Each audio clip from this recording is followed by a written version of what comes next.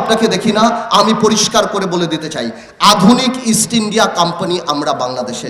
সংবিধানে আপনারা বিদেশ থেকে আসেন, আপনারা ব্যবসা করেন, we don't mind, it's open country, it's open market, you can come and do business here. কিন্তু আমাদের সংবিধানে এই CSR প্রভিশন থাকা উচিত। বিদেশি কোম্পানি যারা বাংলাদেশে এসে কোটি কোটি টাকা, হাজার হাজার কোটি টাকা নিয়ে যায়, একটা পার্সেন্টেজ, যেই পার্সেন্টেজ হোক, 2%, 3%, 5%, গ্রামীণ 10,000 কোটি টাকা নিয়ে যায়, সেটা 5% হলো 500 কোটি টাকা গ্রামীণের প্রতি বছর বাংলাদেশে ইনভেস্ট করতে হবে।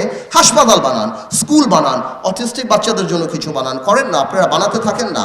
কিন্তু এই প্রভিশন থাকতে হবে যে আপনারা শুধু হাজার হাজার কোটি টাকা নিয়ে যাবেন ব্যবসার নাম করে, আর আমার দেশে কোনো কর্পোরেট সোশ্যাল রেসপন্সিবিলিটি এটা থাকবে না। তার মানে আমরা এটা মানব না। আমি চাই সংবিধানে এটা থাকবে, এবং আপনারা বড় কোম্পানি ব্যবসা করেন, ব্যবসা করে টাকা নিয়ে যান বিদেশে, অসুবিধা নাই।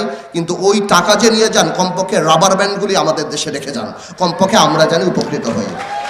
গ্রামীণ মিডিয়ার ভাইদের অনেক টাকা অ্যাড দেয়, আমি বিশ্বাস করি আমার এই গ্রামীণের এই ব্যাপারটা মিডিয়া ভাইরা বড় করে দিবে। আবার এমন যাতে না হয় আমার মিডিয়ার ভাইরা এই পার্টটা কেটেই দিল। সো আমি চাই এই জিনিসটা জানি বাংলাদেশের মানুষ উপলব্ধি করে, এবং এই জিনিসটা জানি গ্রামীণ ফোন উপলব্ধি করে। শুধু গ্রামীণ বললে ঠিক হবে না, আরও কোম্পানি আছে, BTC আছে, আরও অনেকে আছে।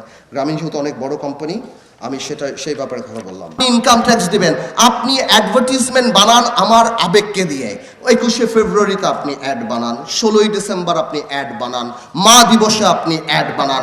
এমন কোনো আমার আবেগ নাই যাকে ছুঁয়ে আপনি অ্যাড বানান না। কিন্তু আমার যখন ন্যাশনাল ক্রাইসিস হয়, আমার যখন কোভিড হয়, আমার যখন বন্যা হয়, তখন আপনি কই থাকেন?